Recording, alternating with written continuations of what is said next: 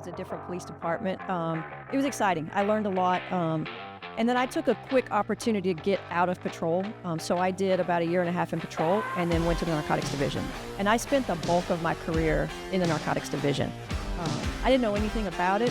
They were hiring. They needed females in narcotics at the time. And I applied and was fortunate enough to get accepted. Welcome back, viewers, watchers, listeners. I'm your host, Tyler Owen. I hope you all are doing great, staying cool. Today's the first day of fall, and looking forward to some cooler temperatures. A couple of days it'll be a little bit cooler. I think so. It's not like cold front, but cooler. No. For those who don't know or have tuned in or seen this gentleman to my right before is Field Representative Roberto Campbell from the Golden Triangle. Robbie Campbell, former retired Beaumont Police Department, now one of our field reps. I said Boston in there. I don't know why. I didn't have anything to drink last night, I promise. But he's joining us today to talk with one of our attorneys there in the Houston area that's honestly making a name for herself, rightfully so, for all the great work she's done. Our attorney, regional attorney, Marsha Todd.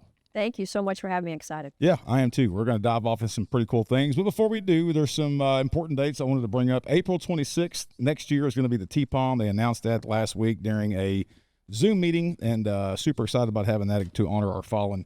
It's going to be on Sunday this year. If that changes, we'll be sure to update you. Also, our conference for the 2026 year is July 24th through the 26th. Going to be held back in Dallas at the Hyatt Regency at the Reunion Ball.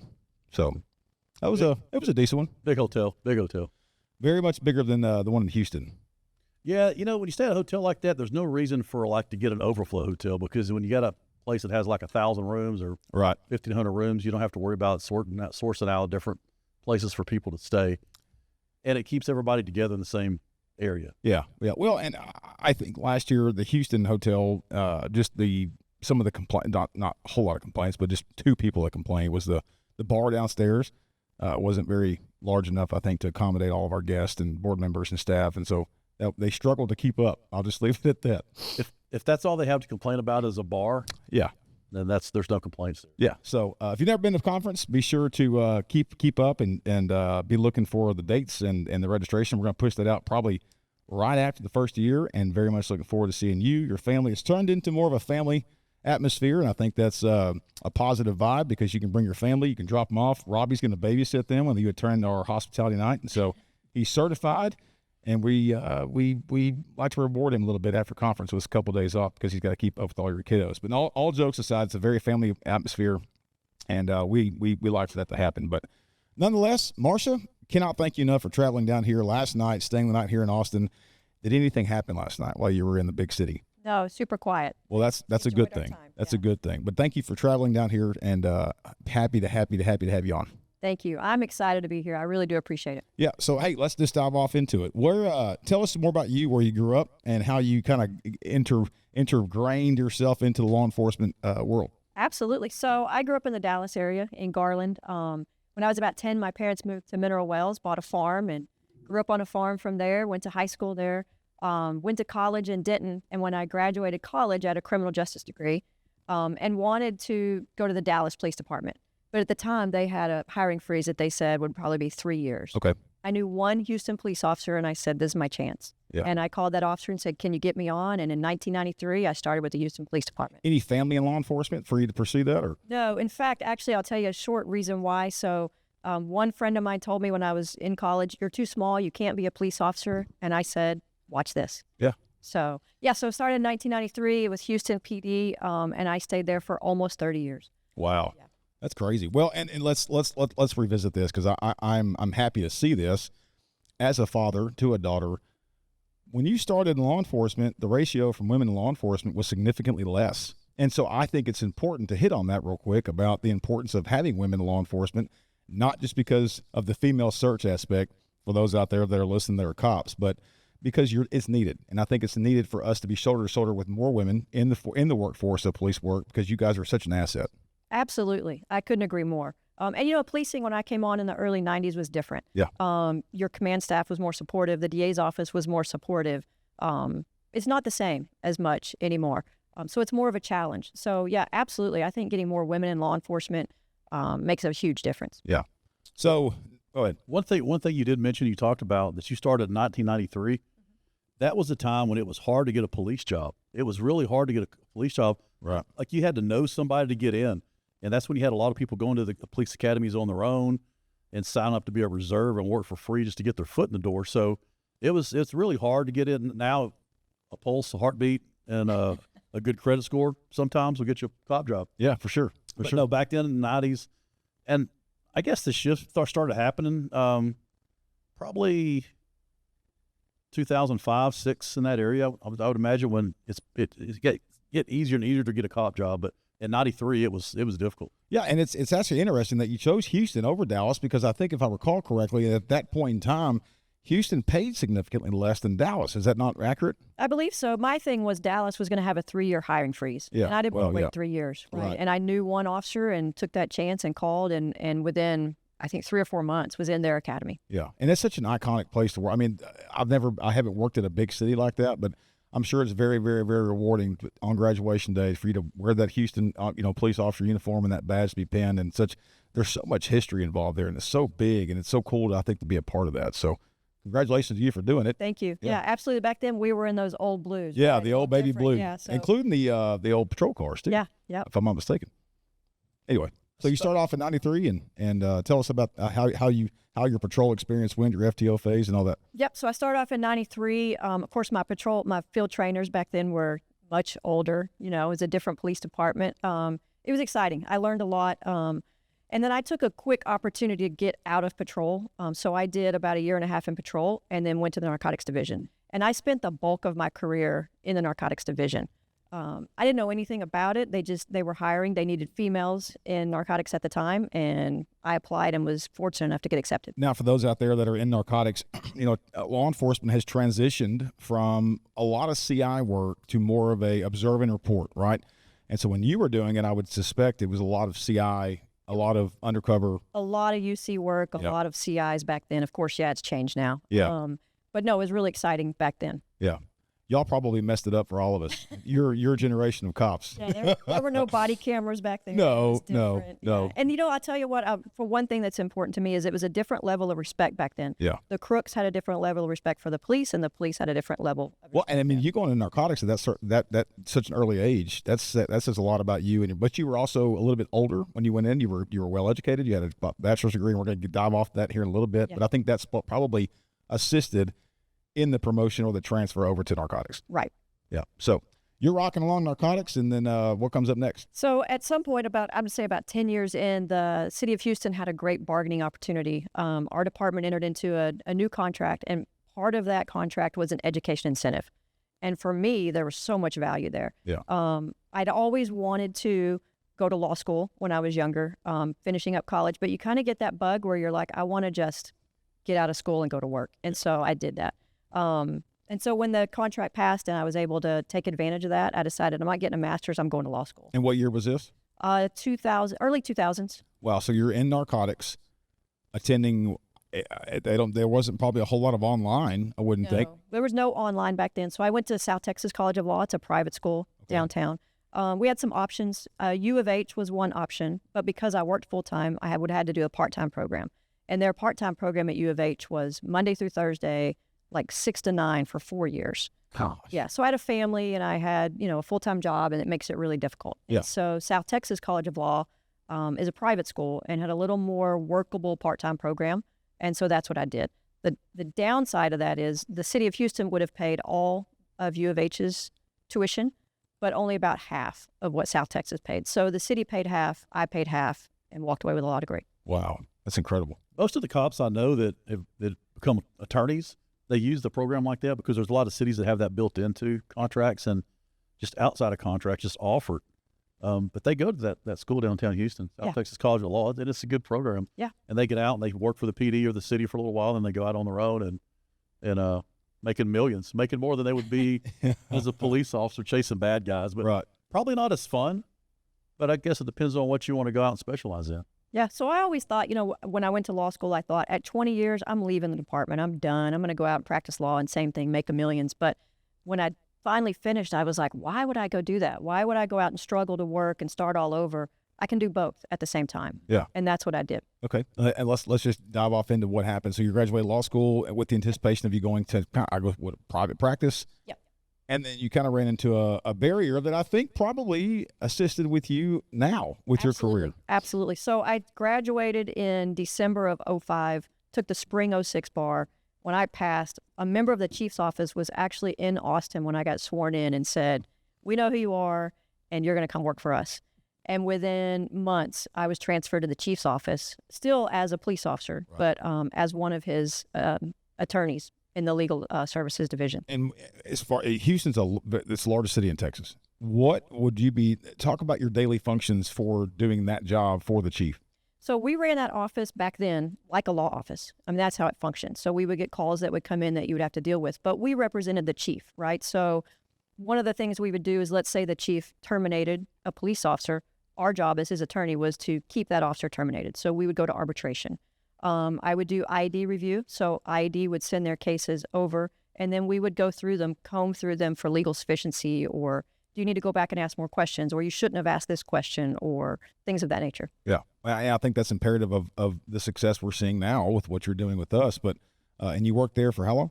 I was there in the chief's office for about 3 years. So you have to have another police officer who is an attorney fill that spot, and it took me that long to find someone to recruit to come in and swap out with me. And what was your rank at that point in time? So I was an officer when I entered legal. I promoted to sergeant while I was in legal. And then I transferred out, went back to the narcotics division, and then I promoted to lieutenant. And then went back in legal? No, I left as a lieutenant from the narcotics division. Oh, wow. Okay. Well, at some point in this, you became, I guess, intertwined also with Tmpa, and you're a practicing attorney, or a licensed attorney, I should say. You chose to go ahead and leave and branch out on your own. And how did that flourish into where you're at now with Tmpa? So I did. It was just, I've kind of had enough. Police work had changed somewhat, and decided now it's time to go out and practice on my own.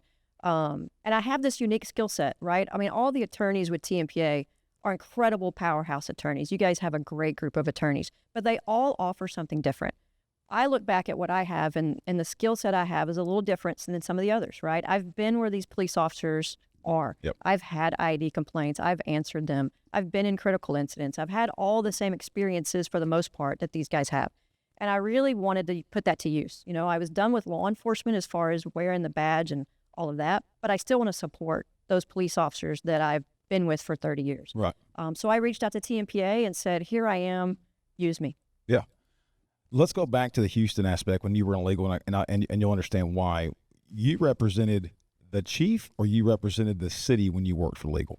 So I represented the Houston Police Department. Okay. Right. And so city legal has their own legal. Right. And I represented the police department.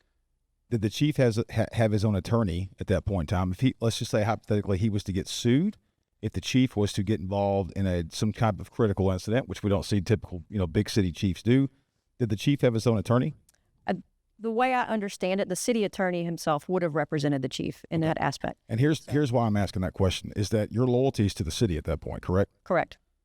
And I think it's important to point out our Tmpa regional attorneys are contract attorneys. And why is that important? And explain to the listener or viewer out there that are Tmpa members why it's important of different legal plans on why ours is successful and why it's been the recipe of success since we began our legal program back in the mid-'80s. Absolutely.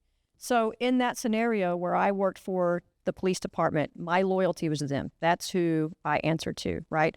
Now, as a Tmpa regional attorney, I represent the officer, period. I sign a contract with the officer saying, I represent you.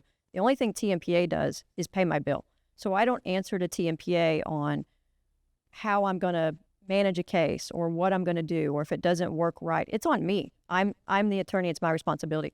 Other organizations out there have full-time attorneys, right? And so when they get called out, where does their loyalty lie? Hopefully with the officer, but I haven't seen it that way with Tmpa. I mean, it's really an incredible program. And what you just mentioned about their loyalties to the organization that's paying them, talk about Houston. Did you ever get confronted or asked about a certain situation that you're spending too much time on this case, make it go away, or let's transition over to something else? Because what my interpretation of that is that my fear is that other organizations that have that type of legal service is that they're going to tell them to take the write-up or take the suspension and move on, Whereas in your situation, you're representing the officer, and TMPA is just footing the bill for it. We have no control over the attorney.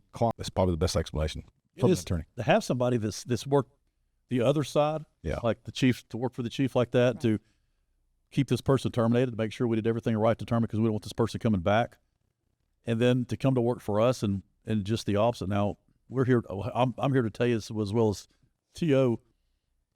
and Marsha understands this, that if there's a bad person, if there's a bad police chief or bad officer out there, we don't really want them to keep going. If there's so much, if somebody deserves to be terminated, we would like to keep it that way if we see things that way. Bad cops, bad police chiefs, bad administrators that are bad for the group, for the organization, for TMPA members, for the community.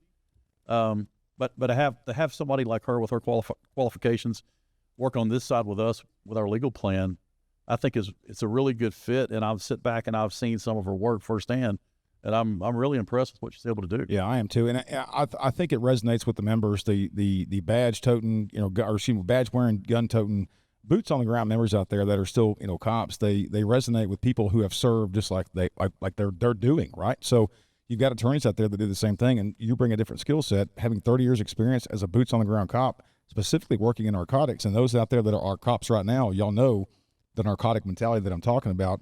Typically they're rough and they're to the point and they're blunt, and that's just the narcotic type people that you want to deal with. And so to have somebody now representing our cops, our members on a legal standpoint that understands, the facts out, like if you lay out all the facts in a case, you could find a policy violation in every single call for service, almost every single call that any cop goes to in Texas, right? Absolutely. There's just sometimes policies need to be violated to get the job done. Right. The cool thing is having a cop behind the scenes looking at a case like that is that they can give the explanation to the opposite side of, well, yes, this was the violation of the policy, but this is the reason why from a cop's perspective. And I think that's what the difference is on the special recipe that I think TMPA has with the different regional attorneys we have. Absolutely. Yeah. So, Marsha, you've been with TMPA how long? About a year and a half, I think, something like that. In your experience, and me and Robbie talk about this all the time, what advice would you tell the member or cops out there, regardless if they're TMPA members or not? What are you seeing from your perspective of what cops should do in the event that they're facing discipline, they're under IA? Give us some perspective from that aspect. And the biggest advice I can give is the moment that you suspect, not that you've been served, not that you got paperwork, the moment you suspect that there's a problem, that you're about to be investigated or for whatever issue you may have, don't wait. Call TMPA right then. Call in, let a field rep reach out to us so that we can get involved from minute one. I get a lot of calls where from a field rep like Robbie or somebody else who gets a call from the member who says, hey, I'm sitting in the parking lot walking into my IED statement. Can you get me a lawyer? And you're 2 hours away from me. I have no idea who you are, what the situation is, what your department's like, even are you civil service or you're not? I know nothing. Don't wait. Don't wait till you're walking into your meeting. Give me enough opportunity to get in your corner early on. Yeah, and there's something I used to say on the phone all the time when I was taking legal is I would much rather be involved in the first inning than you call me when we're 9 down the ninth and you expect me to be the pitch hitter. Or the saving pitcher. It just doesn't work that way. And I think it's smarter for you to get involved in the first inning, call us, see how we can handle. And I think we as an organization, we just changed one of our legal plans a couple of years ago with the failure to report.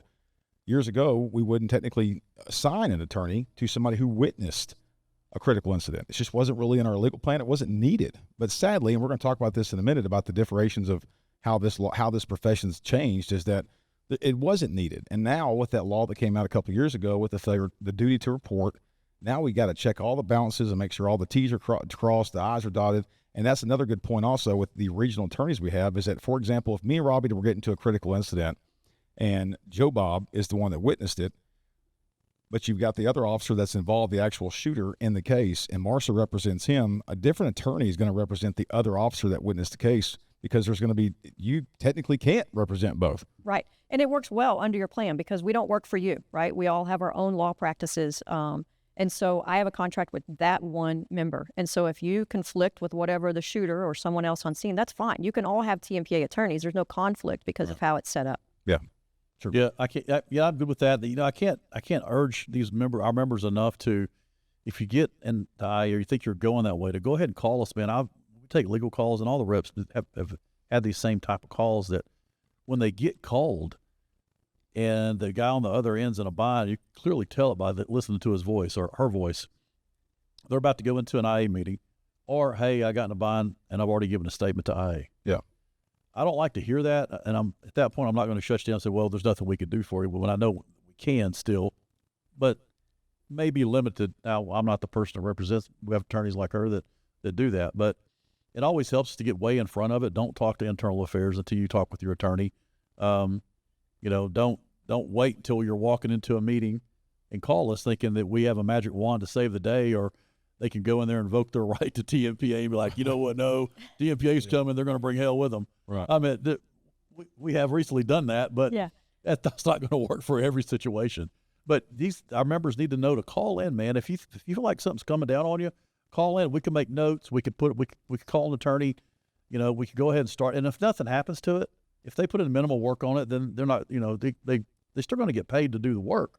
Yeah. But it's just to have somebody in your corner from day one. There's no telling how these things are going to work. If you have this thing where the chief calls you in and chews your ass about something, don't worry about it. It ain't going to go any further than here. That's bullshit. Yeah. It is. I mean, rarely does that ever happen. And you can't risk it. I look at it like risk versus reward, right? There's no risk. Just call. You're already paying the dues. Let me see if there's something we can do. Maybe there is, maybe there isn't. But don't wait till the ninth inning. Yeah, for sure. So another thing that you helped out with the city of Houston when you were in legal was, I guess you probably oversaw a lot of the critical incidents, right? No, it's not really, not in the role that I was in. Okay. So I did at one point, I was on the union board. Okay. So HPOU's union board, I think for another asterisk that we should. I think 3 or 4 years. So I wasn't, right, they have their own attorneys that answer to the union. It's different than Tmpa. But I was involved kind of in what was happening as a member of the board. And so I got to see a lot of it from that aspect. But I didn't go out and make the critical incidents. That wasn't my role. Yeah. In your perspective, I was involved in a few. Yeah. I am definitely sure. Yeah. From your perspective, how has critical incidents changed, evolved over the last 30 years since you started law enforcement to where you see now? I think we're getting to the point, we just talked about this off camera, is that historically back when we first started, I started in 04 or 03 with Dallas County. You started in 93, right? Yes. We had they forced us to do the walkthroughs right then, and some people still do, and I'm not throwing shade on that. However, now I think we're getting into the practice in our profession to giving that 3-day window to allow everything to kind of process. What are you seeing on your aspect, specifically down in whether region you specifically work at? So I'm seeing actually the DA's office is really cooperative right now. We have the choice. We can say no, and luckily all the ones I've been involved in so far, I haven't had the need to say no. I do have plenty of time to meet with the officer beforehand. We kind of do our own walkthrough. But one other aspect that I've noticed that's a big change is that walkthrough, the majority of the time is not recorded. And there are no notes taken during that walkthrough by the investigators, by IAD, by the DA's office. Other than noting who's standing there, they're not taking the officer's word of what they're saying through that walkthrough because it's such a critical incident and so much adrenaline going through. Yeah. I want to make sure that's not the statement that's used. Yeah, for sure. Would you be okay with giving a minimum? I've never worked at a critical incident with you, an officer involved shooting or anything like that with you. I've called you out to a couple, but I've never been out there with, which is one of the things I like doing in my region. If I'm close enough and I can respond within an hour, I'll usually try to go out there 2 o'clock in the morning or 2 o'clock in the evening. But the Texas Rangers, and a lot of them are members of ours, a whole lot of them are members of ours. They kind of know, and I think it's a question they asked the officer who was involved. Who are you with? I mean, what legal plans are you with? Are with Tmpa? Are you with the other guys? Or are you with anyone at all? And I think they know how to frame their questions and wait until the attorney shows up. They know to wait. Are you okay with them? And what they usually want is, where were you standing at when you pulled the trigger? About how many rounds were fired, and what direction were you shooting in? Minimal information. So I can tell you that every Texas Ranger I've worked with so far while I've been with Tmpa has been exceptional. I've had no complaints. And the questions I've seen so far, I'm okay with, right? Obviously, it depends on the incident. And what I've seen from the Rangers I've worked with, the ones I have seen, they're not going to ask the questions they know not to ask before I get there. The ones I've seen them so far have asked, are you okay? Just give us a general idea of where you were standing so that we know where to start looking while we wait on your attorney, while we wait on the investigators, wait on the DA's office. I've had them ask on some occasions, it's a long, like I had to go to Leon County for that one. That was a 2-hour drive. Yeah. They asked, can we go ahead and chart the weapons while you're not here? And that's fine, because I'm going to see pictures. I'm going to get serial numbers. There's no questions asked, but they cannot do the walkthrough until I get there. That's kind of my thing. I'm not going to do a walkthrough without me present. Understandable too. What was that? So it's understandable. Well, absolutely it is. I mean, if they can get in the bond if they do something. It's that selective memory thing, but you don't remember everything. If you're just involved in a critical incident, like a shooting, you're not going to remember everything that just happened. There's 3 to 5 days that you're going to need to decompress. And for God's sakes, review your video before you give a statement. Of course, your attorney will tell you that. And don't the people that are watching, I hope there's millions watching this show today. Me too. Right? Is to when you call us, if you've been involved in a shooting and you call us, we're not saying it's okay. Your takeaway from the show is not that it's okay to go ahead and talk to the Rangers or the investigating authority, whoever's investigating the shooting. Wait until you call us, like right after it happens. Call us or have a battle buddy call us, and wait till your attorney reaches out to you, because when you call us, we call the attorney. The attorney calls you back within minutes, and then you could ask questions, and they'll give you guidance from that point. And Marsha's right. After that, we're out of it. We're backed out of it. Well, and I think it's important too to kind of point this out, is that a lot of departments have decent working relationships with the current district attorney that they work in. The reality is that a lot of towns and cities and counties around the high populated areas within Texas, you're starting to kind of see change on the political dynamic.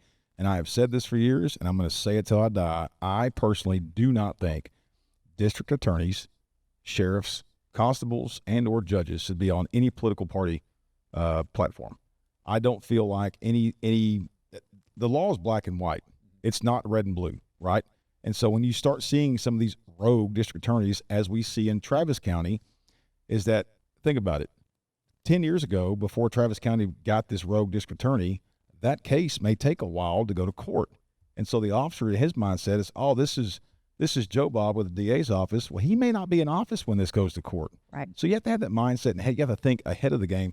I also want to talk about something else. You started 30 years ago, a long time ago, right? I didn't mean to say it like that. 93. I'm old. But... Yeah, no. But the aspect and the mentality of officers having legal representation for minor situations, that mindset back then was, if you have an attorney here, you probably got some weird looks that, my God, you're guilty. But the reality also now is that we as a profession, and including administrations, we were talking about this off camera, are encouraging, the members or officers to give us a call, give Tmpa a call to kind of review your statement.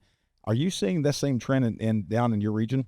Absolutely. I'm seeing the same thing. Are you seeing it in yours? Yeah, I mean, we get guys that call in ahead of time, really like what we want to get the attorney involved first or quickly, is if they get in a bind at the scene, and this just freshly something just happened. We're not talking about critical incidents. We're talking about a policy violation, right? A policy violation that's probably going to piss the sheriff or chief off. And their lieutenant sergeant say, hey, go ahead and call Tmpa. You're probably going to need them for this. Yeah. And when they call, I don't have an IA yet, but this just happened. It might turn into something. Yeah. That's what we want, so we can be prepared for it. Yeah. I would think that trend of the officer not calling or thinking someone's going to think I'm guilty if I did call, what I have seen is the older officers that were on, 20, 30 years ago and still have that mindset. The younger officers seem to call right away. Yeah, immediately.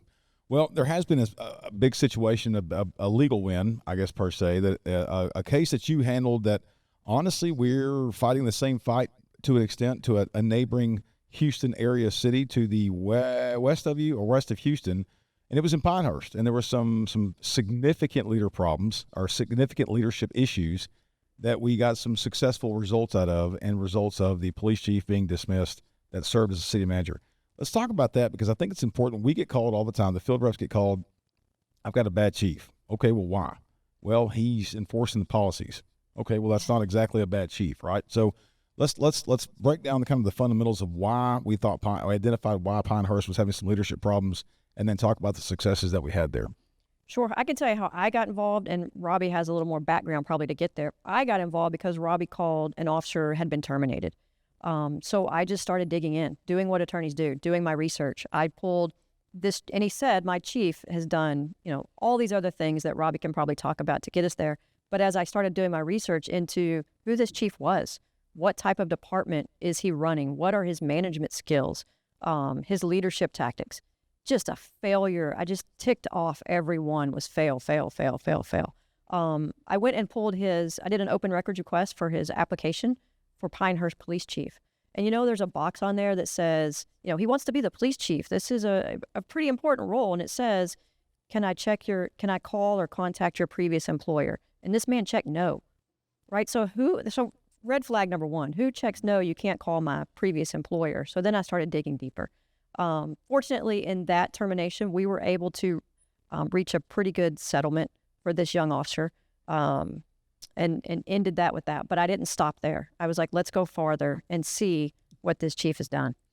Well, and I think it's important to point that out. I don't think, I'll say this. I wouldn't think a regular attorney probably would have that mindset, is that we've talked about this. Your thinking process is that, okay, we were successful at the termination being overturned and got a settlement, but this is still going on. We still got members there that are suffering through this leadership crisis. So you took it upon yourself to dive a little deeper and talk about the success you had after that. Yeah, so I look at it like this. The office of the chief of police comes with an incredible amount of responsibility, right? It's not just to those officers that are under him, but to the citizens. And everything I learned about how this police chief was handling his business, he was failing at every aspect. So I went and I gathered all of my information, everything I had, went and met with the city attorney and explained to him, look, this is what I have. This is what he's done, not only to your police department, to your city. And then you have to know, too, the city doubled down at some point and thought this is such a great guy that they also gave him the interim city administrator position. So he was holding both roles. So one of the things I did was ask in an open records request for his timesheets. I want to see what you're doing every day and how are you justifying two salaries and, in my opinion, failing at both. And he refused to give those over. And so we kind of went from there. And so I went and sat down with the city attorney, talked about, look, this is what I've seen. To replace officers that he had run off or fired or resigned in lieu of dealing with this man anymore. He had some questionable hires that I also had some issue with. Gave all this to the city attorney, and to his credit, he saw how important this was and took it to city council, and then we went from there. Which was pretty recent, was it not? Yeah, this was like a couple of weeks ago. It all started probably about, us requesting that the city and the council remove him was 3 weeks ago. I think 3 weeks. Yeah. This guy. And Pinehurst is a fairly small department. Man, we're talking about, so population of about 2,000, right? And you have a police chief, you have a lieutenant, and you have 4 patrolmen. Yeah. And that's it.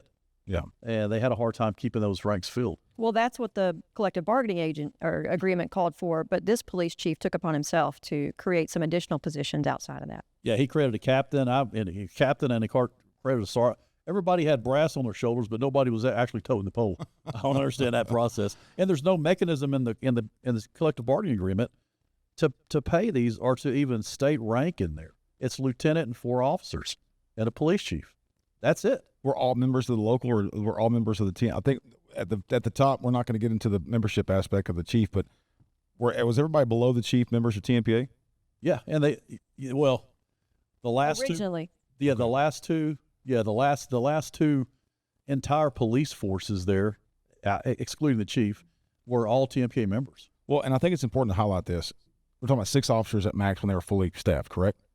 Yeah, including the chief. Okay, so let's just say hypothetically 5 of them, of their membership dues, $32 a month, could not have touched really the magnitude of number of hours, man hours that you put in there, or female hours, sorry, that you put in this case. And I think it's important to highlight that at Tmpa, we're not concentrating on how many members you have at your association or your department. We continue to do what's right. And you verified that, and your dedication to the situation was confirmation of what our mission is about. Yeah, and not to speak, of any other attorney, I have a different aspect, right? I've been where these officers have. The department I worked in had 5,000 officers. I had squads, I had units that were small, and my allegiance is to that police officer, right? And I wanted to make sure moving forward that any officer that took a position in this police department had the right chief and had leadership that respected what they did. Yeah. Well, I just wanted to highlight that because I think it's important that if you had added up all their yearly dues in 1 year, it probably wouldn't have equaled what we are paying in legal fees. And oh, no. Your aspect too, your mileage having to go back up there and deal with this fight. So it's Just want to point that out. Yeah, if you look at it, if you're just an accountant looking at that case alone, yeah, we're way in the red on that. Yeah, way in the red. Sorry. Yeah, for sure. Yeah. No, that's okay at work. But if it's for a great cause, I don't have a problem with going. Exactly, and that's my point. Is that we're going to continue to do what's right, no matter really what situation. The juice is not always worth the squeeze, but it is for us in those aspects. Yeah, you had this poor officer who worked like 20-something nights in a row for this guy because he had ran everybody else off. This police chief did, and this was the only officer he had left, besides somebody that was in code enforcement or something that didn't like to work for him anyway, or didn't want to work for him anyway. And he comes in after the chief solicits a complaint. He comes in to work another night of this 20 in a row to a write-up. And he's like, what is this? Blindsided by this thing. And she's like, you need to sign this. It was a write-up for, I can't remember what it was, but it was something small. But the chief felt like he needed to pin him down on something. Why would you do that? First of all, I bet if this is all you have, if this is your only officer covering calls at night, and this is all you have, who was just involved in a probably about 2 weeks, 3 weeks before that, maybe a month, was involved in a tally pursuit. I mean, a very bad crash that he was chasing a guy for the county. I mean, we're not blaming that the offender's actions on him, but this happened and the chief wouldn't relieve him from duty. Yeah. Matter of fact, I called the chief. We kind of had it out on the phone. I was in the back of the PD about this thing. You need to get somebody up here to replace him. Well, his response was, does he really need to go home? Because if he wants to go home, he'll call me. Well, looks like he went home instead. Yeah, he went home. He went home for good. Yeah. Yep. And Robbie called me the night of that accident and said, "Hey, this is something going on that we need to keep an eye on." Yeah. So kudos to Robbie for stepping up and recognizing. And I told him that night, "I'm coming. I'll come over for the accident. It's okay." And to you, because it's that mindset of the continuation of trying to serve, right? On top of your 30 years of service with Houston as a cop, trying to serve the citizens of Houston, your continuation to serving those who serve Texas now with serving all of our Tmpa members. You saw something that you needed to kind of dive off into. You didn't want anybody else to suffer, and hats off to you for continuing that. So thank you. Yeah, for sure. Thanks. Have we hit everything that you think we should cover? I can tell you one thing I would point out. So we had a similar type case out in Madisonville, Texas, about a year ago. Okay. And we were able to get a settlement for that officer as well. Some poor leadership going on. But I can tell you the difference in that case and Pinehurst was the officer was diligent enough to keep good records, take good notes. So I'd point that not only do you call right away, write things down, right? You can get a journal and put attorney-client confidentiality or privilege on it so that it's not discoverable. It's just a communication between you and I, but keep those good notes. It makes a huge difference when I come in the first inning that I already have the playbook. Yeah, that's smart. Good advice. How come you didn't say that, Robbie? The hell is wrong with you? I'm not the attorney. Oh, that's true. Yeah, talk to my attorney. Well, again, I can't thank you enough for coming on. We have some rapid-fire questions if you're ready, if you did the study form. I'm not sure if you've ever watched any of our Blue Grip podcasts, but you damn sure will after this if you're ready for them. All right. I know. Robbie, if no, these are you know the answers already. They're already pre-wired into you. But I think she's going to agree with one of them. Okay. Yeah. Okay. Oh, that's pressure. All right. What is your favorite cop movie or line from a cop movie? Wow. I mean, I like End of Watch. And there's best movie out there. There's just so many lines. I mean, the joking around the patrol car, that's life. Yeah, the banter back and forth between the cops and the squad cars, probably depicted best in in the Watch. I think that's the best one. What's your favorite cop car? Oh, Old Blue Caprice from HPD. I'm sorry. You know what? I'm sorry. Yeah. No, they had them Baby forever. blue. They did. They had them forever. I mean, can you see little bitty me sitting in a big old Caprice? You came and see me over the steering wheel. Yeah. I was still going to the call. Yeah, There's one in y'all's museum. Yeah, the museum. There is. Yeah, we had an officer who was who passed away in the line of duty, who took it upon himself prior to that to restore a bunch of old cars, and they've continued that kind of in his honor. I really thought you was going to say a Crown Vic. Oh yeah, no. Oh, that was too quick to say no. Yeah. Okay. Thank you for tuning in. I'm crying inside. Yeah. What's your favorite drink of choice when you're trying to relax and have a good time out? Oh goodness, I'm not a big drinker. I used to be when I was a police officer, but now I'm a lawyer. I don't do that. Yeah, so right. And you got to respond to our members to it. So it's water for me. That's my story, and I'm sticking to it. Well, I can't thank you enough for coming on. Your continuation to serving those who serve Texas and in your regional, attorney aspects and duties. And so you're making a name for yourself, and we appreciate everything you've done for our members thus far, and many more years of Marsha Todd there in the Golden Triangle area in Houston area. So thank you. Thank you so much for having me. Yeah, for sure. Rob, you got anything else? No, I'm glad we were able to come on and talk a little bit and kind of introduce Marsha to the world. She's doing good work, and I know when I take legal calls, there's more and more members requesting her because they hear the good work she's done. I think this platform here is going to push it out for the people who are watching this and listening to it, that to know we have a great attorney who's walked a mile in their boots, who's worked both sides of this, who's actually, stood with the chief on things, and will get a chief ran off. Yeah. And I think that's exactly what we're looking for. And I have no problems calling her at 2 o'clock in the morning, or 2 o'clock in the evening, afternoon, to go take care of an issue. Well, and I think it's important to highlight this too, is that I and along with Robbie and all the staff here, to include our executive staff, is that we don't want to get the reputation of running off leadership within law enforcement. I will say this, is that we try to do a good job at highlighting good law enforcement leadership when it's there, right? But when bad leadership in law enforcement, it affects everybody. It affects our members, it affects the department, it affects the community. And so I feel like it's our obligation and our continuation of our mission of fulfilling our motto, which is the voice of Texas law enforcement, in order to engage that and to correct it. And so I just wanted to point that out, that sometimes people mislead some of the quotes that are put out on social media for the lack of leadership in law enforcement. But it's important, and I think it's important to maintain good leadership, because sadly you have the honeymoon phase of different administrations that come in. When that fades off is when the bad leadership typically happens. And so kudos to those chiefs out there and administrations that are encouraging their officers and encouraging their members to give us a call during critical incidents or situations that they feel they want their own subordinates to get the good legal representation to walk them through this process.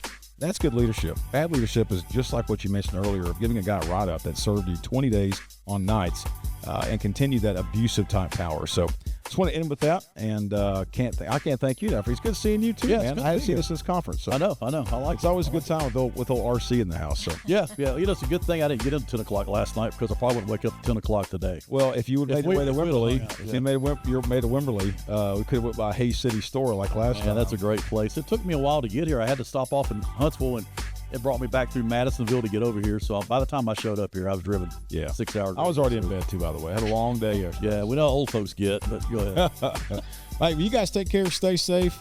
Stay tuned for the like I told you earlier in the podcast, April 26th for Tmpa, Texas Peace Officer Memorial. July 24th, 26th of 2026 is a Tmpa conference there in Dallas. And we're going to push all this information out on our socials and our website. Stay tuned for that.